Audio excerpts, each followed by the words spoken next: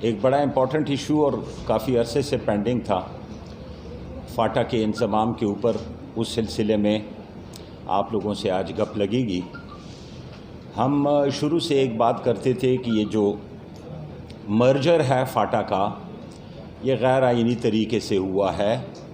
1.5 کروڑ قبائلی علاقوں کی رائے اس میں جو ہے نظر انداز کی گئی ہے. یہ کسی دنیا میں بھی کہیں نہیں ہوتا ہے کہ آپ کسی علاقے کا نظام کی بدلی کی بات کریں اور اس علاقے کے لوگوں کا انپٹ اس میں نہ ہو. شروع سے اس پہ فوکس تھا. ایک بڑی غلط فہمی جو میڈیا کی تھرو لوگوں میں پہلی وہ یہ تھی کہ شاید یہ قبائلی لوگ اس بات سے خوش ہیں کیونکہ کوئی جلسہ، کوئی جلوس، کوئی ایجیٹیشن نہیں ہوئی، نہیں دیکھی گئی اس علاقے کی طرف سے.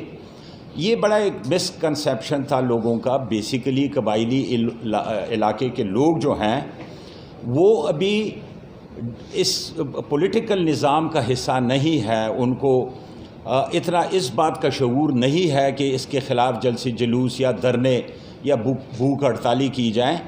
ابھی وہ اس طرف مائل ہو رہے ہیں، لیکن یہ ایک مس پرسیپشن تھا. اس کا یہ مقصد بالکل نہیں تھا کہ وہاں کے عوام اس بات سے راضی ہیں. اس وجہ سے شاید مجھے بڑے سیاسی جو عمائدین ہیں ان سے بھی گپ لگتی تھی، وہ بھی اس مس پرسیپشن میں تھے. پولیٹیکل پارٹی، ڈیموکریٹک پارٹی، آپ لوگ سب سے زیادہ بہتر جانتے ہیں کہ وہ ہمیشہ عوام کی اور لوگوں کی بات کرتے ہیں. لیکن اس 25ویں ترمیم میں آپ دیکھیں کسی بھی سیاسی لیڈر نے میرے خیال سے یہ نہیں کہا کہ قبائلی علاقے کے لوگوں کی رائے لی جائے اور ان سے پوچھا جائے کہ وہ کیا کہتے ہیں. ہمیں یہ بہت سخت گیلا ہے پولیٹیکل پارٹی کے لیڈر سے، ماں سوائے JUI اور محمود خان اچکزئی کے، جن کی ہم ہر جگہ اس بات پہ شکریہ ادا کرتے ہیں کہ جب قبائلی عمائدین آ کے ان سے ملے اور انہوں نے بتایا کہ جی ہم غیر آئینی طریقے سے یا ہمارے رائے کو ختم کر کے بغیر رائے کے ضم کرنے کے خلاف ہیں، تو وہ اٹھ کھڑے ہوئے اور انہوں نے ہر فورم پہ یہ بات کی کہ قبائلی علاقے کے لوگوں سے پوچھا جائے. اس بات پہ ہم ان کا شکریہ ادا کرتے ہیں. لہٰذا اب ہم نے یہ کیس سپریم کورٹ میں جمع کرا دیا ہے اور ہم سپریم کورٹ کا بھی مشکور ہیں جنہوں نے یہ کیس سننے کی آبری، اور انہوں نے 2 دفعہ یہ کہا ہے کہ یہ بہت انٹرسٹنگ کیس ہے اور ہم لازماً اس کو سنیں گے. اب ہم تمام قبائلی لوگوں کی نظریں جو ہیں، ہمارے کان جو ہیں وہ سپریم کورٹ پہ ہیں، اور ہم امید کرتے ہیں کہ وہ انصاف سے اور میرٹ پہ اس کا فیصلہ کریں گے. یہ وقت کے ساتھ ثابت ہوگا کہ کیا شکل اختیار کرتی ہے. لیکن کسی بھی 1.5 کروڑ عوام کے نظام کی بدلی کی جب بات آتی ہے تو یہ بڑا عجیب لگتا ہے کہ وہاں کے لوگوں سے نہ پوچھا جائے، ان کو درگزر کیا جائے. ایک کمیٹی کا ذکر آتا ہے کہ وہ کمیٹی تشکیل دی پرائم منسٹر نے اس وقت کہ وہ غیر آئینی کمیٹی اس طرح کہ کیونکہ اس وقت کے آئین کے مطابق ملک کا صدر قبائلی علاقے کے لیے کمیٹی بنا سکتا تھا، وزیر اعظم نہیں بنا سکتا تھا. پھر انہوں نے اگر کچھ لکھ کے رپورٹ پیش کی بھی ہے تو نہ کابینہ میں پیش ہوئی ہے، نہ کہیں اور پیش ہوئی ہے، نہ صدر کو پیش ہوئی ہے، اس لیے وہ غیر آئینی تھی. اس پہ میرے خیال سے کوئی سوال بھی کسی کا نہیں بنتا ہے کہ جی کمیٹی تشکیل دی گئی تھی.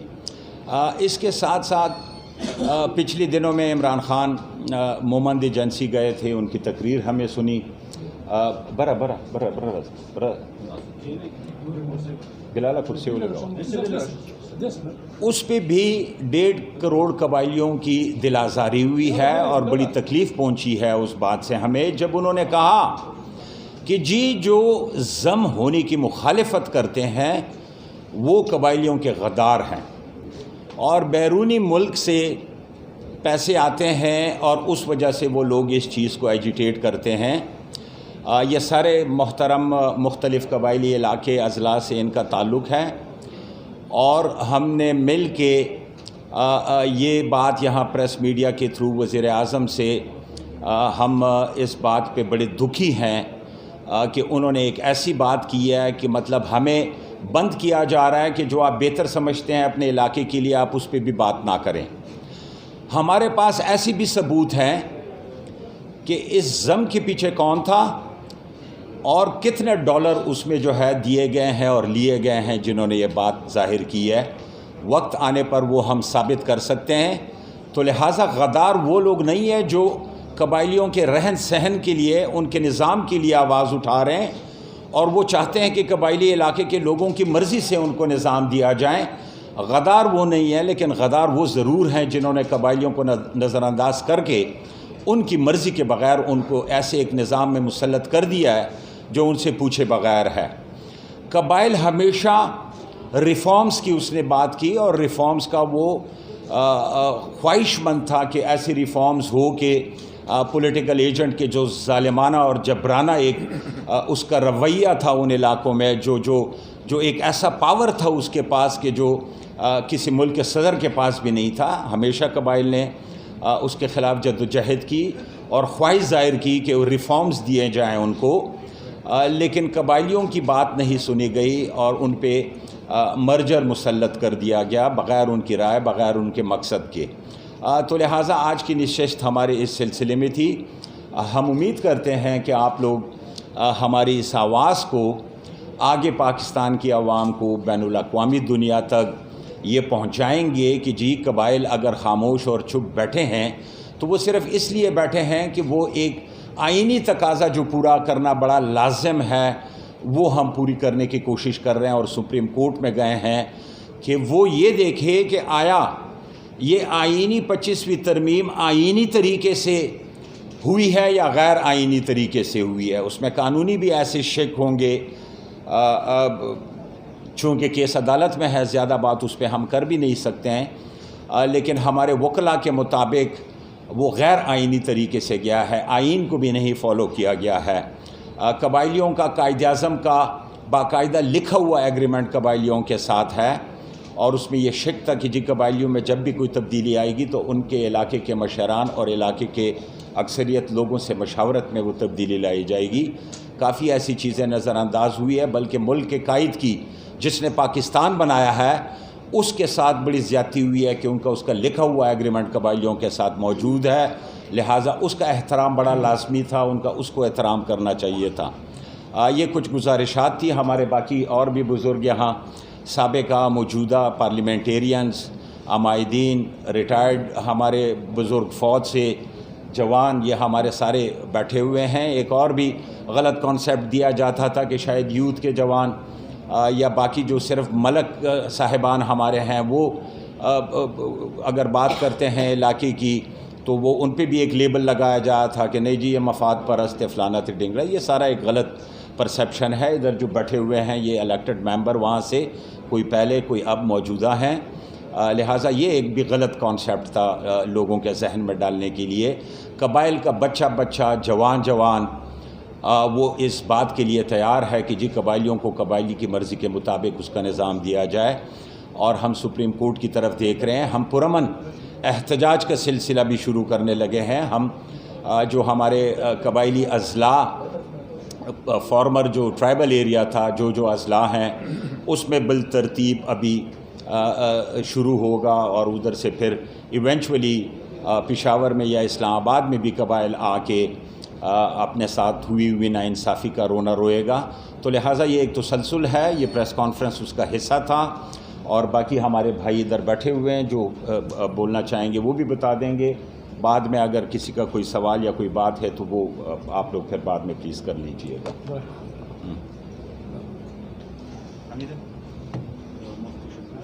مفتی صاحب۔ اعوذ باللہ من الشیطان الرجیم، بسم اللہ الرحمن الرحیم۔ میرا نام ملک نور زمان ہے، ادم خیل قومی تحریک کا صدر ہوں۔ ایفار کوہا ٹرائبل ایریا سے تعلق ہے۔ جناب، انضمام کی شروع دن سے ہم روتے رہے ہیں۔ بھائی جان نے کہا کہ جی اس کے پیچھے کوئی ہے اور کتنے ڈالر اس میں تقسیم ہوئے اور کیا ہوا، تو وہ کوئی ہے کا تو پتہ چلتا ہے کہ جو ڈالر تقسیم کرتا ہے وہ کون ہوتا ہے۔ اور سب سے معتبر گواہی مولانا فضل الرحمان صاحب کی 2017 والی ہے کہ ایک امریکن ایمبیسی کا نمائندہ میرے پاس آیا اور اس نے کہا کہ آپ فاٹا کے مرجر میں رکاوٹ نہ بنیں، میں نے کہا جناب آپ ان لوگوں سے پوچھیں. پھر دوسری دفعہ اپنے گھر پہ مجھے بلایا اور کہا کہ جی آپ ہمارے راستے میں نہ آئیں اور یہ مرجر ہم کرا کے رہیں گے. تو اس سے معتبر گواہی اور نہیں ہو سکتی کہ یہ مرجر کیسے ہوا اور کہاں ہوا.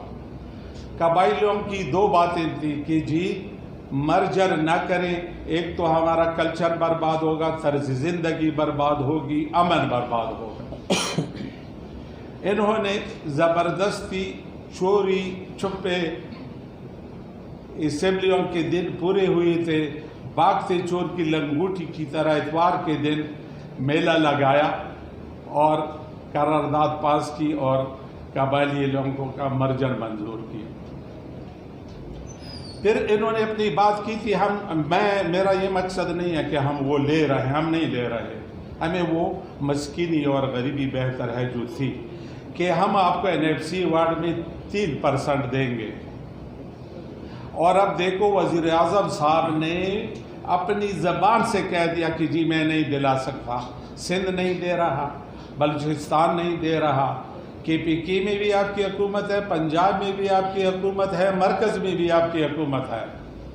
ایک سادہ لوگ قبائلیوں نے کہا تھا کہ جی ہمیں اس گاٹھی میں مت پھینکیں، پھر نہ آپ ہاتھ دے کے نکال سکیں گے نہ ہم نکل سکیں گے.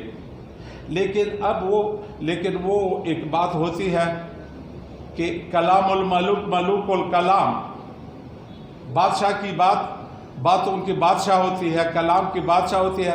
اس کی مرضی ہے، سٹیج پہ آئے کہے دے دیتا ہوں، کہہ دے نہیں دیتا. قبائلیوں کے ساتھ مرجر کے بعد یہ تماشا دیکھے. کراچی میں 5 دن بارش ہوئی، سیوریج لائن سارے بند تھے، پانی کڑا رہا اور یہ صاحب چلے گئے 11 کروڑ روپے کراچی کے لیے منظور کرائے. 40 سال قبائلیوں پہ آگ اور خون کی بارش ہوتی رہی اور 11 روپے نہیں کیے، 11 روپے منظور نہیں کیے. یہ قبائلیوں کے ساتھ انسانوں جیسے سلوک ہے. مرجر کے بعد وزیر اعظم صاحب آئے مومن میں اور باجوڑ میں، ایک کوڑی کا اعلان نہیں کیا سوائے اس کے کہ جو مرجر کے خلاف ہیں وہ وطن دشمن ہیں. اتنی غیر سنجیدہ گفتگو جسے ہم قبائل سمجھتے ہیں کہ ہمیں ایسی بات نہیں کرنی چاہیے، اور ہمارے وزیر اعظم صاحب وہاں لٹے پٹے لوگوں میں کھڑے ہو کر کہتے ہیں کہ جی یہ جو بربادی سے آپ کو نکال رہے ہیں وہ وطن دشمن ہیں. تو ہم قبائلی عوام ان کے اس بیانی کی پرزور مذمت کرتے ہیں اور اپیل کرتے ہیں کہ جناب وزیر اعظم کا لہجہ دکھائی دے اور سنائی دے. کچھ لیمیٹیشنز ہوتی ہیں لیڈران کی کہ وہ ہر بات جو منہ میں آئے وہ نہ نکالے، بلکہ وہ بات جس سے نہ عوام کا دل دکھے نہ خواص کا دل دکھے اور اس کا مطلب بھی ادا ہو، ایسی بات کرنی چاہیے. پاکستان کی بدقسمتی ہے کہ ایرا غیرہ آیا، کرسی پہ بیٹھا اور وہ وزیر اعظم بن گیا. پھر اس کی کوئی ذمہ داری نہیں ہے کہ وہ کس لہجے میں بولتا ہے. یہ کون سا خدائی لہجہ ہے کہ آپ لوٹے پٹے برباد لوگوں میں کھڑے ہو کر کہیں کہ آپ ملک دشمن ہیں. تو جناب آپ کی وساطت سے ہم یہ وزیر اعظم صاحب تک ہم یہ ریکویسٹ پہنچاتے ہیں کہ جناب خدا را کچھ تو کر ہی نہیں سکے، کچھ بھی نہیں کر سکے، تو اب وطن دشمنی کا لیبل اس لیے نہ لگائیں کہ ہمارے آباء و اجداد اور آزادی اور حب الوطنی ہمارے خون اور ہماری میراث میں ہے. آپ شاید پاکستان کی تاریخ کے یہ پہلا شخص ہوگا جس نے قبائلیوں کو ملک دشمن اور وطن دشمن کہا. تکلیف اسی بات پہ ہو رہی ہے. باقی مرجر کی جو بات ہے، میں اپنی بات مختصر کر رہا ہوں. مرجر کی جو بات ہے وہ آئین میں پاکستان کا آئین توبہ بلی، آئین میں تو یہ بھی ہے کہ یہاں اسلامی نظام ہوگا، آئین میں تو یہ بھی ہے کہ یہاں سود نہیں ہوگا۔ قرارداد مقاصد آئین کا ضروری حصہ ہے۔ اس میں کیا ہے؟ آئین کو تو روزانہ ہم پاؤں تلے رونتے ہیں اپنی مطلب کے لیے، اور کوئی پوچھنے والا نہیں۔ ایک آئین شکن کے متعلق عدالت نے فیصلہ دیا اور اس کو راتوں رات بھگا کر دبئی میں بیٹھا دیا۔ اب وہ انٹرویو دے رہا ہے ان کو، ہندوستان کی لڑکیوں کو، کہ میں نے ایسے کیا اور میں نے ایسے کیا۔ یہ نہیں کہ میں نے آئین توڑ دیا، میں نے آئین روند لیا۔ تو جناب قبائل قرارداد مقاصد میں ان کی یہی حیثیت تھی، 1956 کے آئین میں ان کی یہی حیثیت تھی، 1962 کے آئین میں ان کی یہی حیثیت تھی، 1973 کے آئین میں یہی حیثیت تھی ان کی۔ اب اس پارلیمنٹ کو کیا سوجی، اور اس پارلیمنٹ کی آپ وزن دیکھیں کہ یہ بانی پاکستان کے کمٹمنٹ سے ان کا قدر و احترام زیادہ ہے۔ اس کی بات کو انہوں نے روند ڈالا، پوچھا تک نہیں قبائلیوں سے کہ جناب کیا ہوا۔ تو جناب میں اپنی بات اس پہ مختصر کر رہا ہوں کہ ہم یہ کہہ رہے ہیں کہ خدارا ہمیں اپنی جگہ پہ چھوڑ دیں۔ وہ کہتے بی بلی ہم لنڈورے ہی بلے، لیکن آپ سے یہ جان چھوٹ جائے۔ 2-2.5 سال ہو گئے ہیں، 110 ارب روپے دینے والے ایک پیسہ نہیں دے سکے۔ تو یہ آپ کے علم میں لانا چاہتے ہیں کہ جناب ہمارے ساتھ یہ صورتحال ہے، اور اس صورتحال کو قبائلی انشاءاللہ کبھی بھی تسلیم نہیں کریں گے۔ سپریم کورٹ میں امید اللہ کا ہے کہ ہمیں انصاف ملے گا، اور اس کے بعد قبائلیوں کی آواز اچھے اور بھلے کے لیے اٹھے گی۔ آپ بھی دیکھیں گے انشاءاللہ، اور دنیا بھی دیکھے گی۔ وآخر دعوانا نحمدہ و نصلی علی رسول الکریم۔ میاں محمد حسین، سابق سینیٹر جمعیت علماء اسلام اور زے ایجنسی محمد حسین۔ تفصیلی گفتگو تو ہمارے فاٹا کے مفتی عبدالشکور صاحب کریں گے۔ صرف یہ عرض کرنا چاہتا ہوں کہ شروع دن سے جمعیت علماء اسلام کا یہ موقف تھا کہ اگر آپ نے فاٹا کو چھیڑا تو کشمیر کے بارے میں آپ کا موقف کمزور ہو جائے گا، اور وہی ہوا۔ شروع دن سے ہم کہہ رہے ہیں کہ صرف سبز باغ دکھائے جا رہے ہیں، فاٹا کے لیے کسی کو بھی دل میں کوئی رحم کرم نہیں ہے، صرف مغرب کے ایجنڈے کو تکمیل دینا مقصد ہے۔ شروع دن سے ہمارا یہ موقف تھا، اور وہی ہوا۔ اور افسوس ہر وقت میں قبائلیوں نے قربانی دی ہے، اور آج ہمیں غدار کہا جا رہا ہے۔ میں صرف اتنا کہتا ہوں کہ گلستان کو لہو کی ضرورت پڑی، گلستان کو لہو کی ضرورت پڑی، سب سے پہلے گردن ہماری کٹی، پھر بھی کہتے ہیں مجھ سے یہ اہل چمن، یہ چمن ہمارا ہے تمہارا نہیں۔ افسوس میں کہتا ہوں عمران خان کو کہ اپنے الفاظ واپس لے لے، قبائلیوں سے معافی مانگے، ورنہ قبائلیوں کا ہاتھ ہوگا اور تیرا گریبان ہوگا۔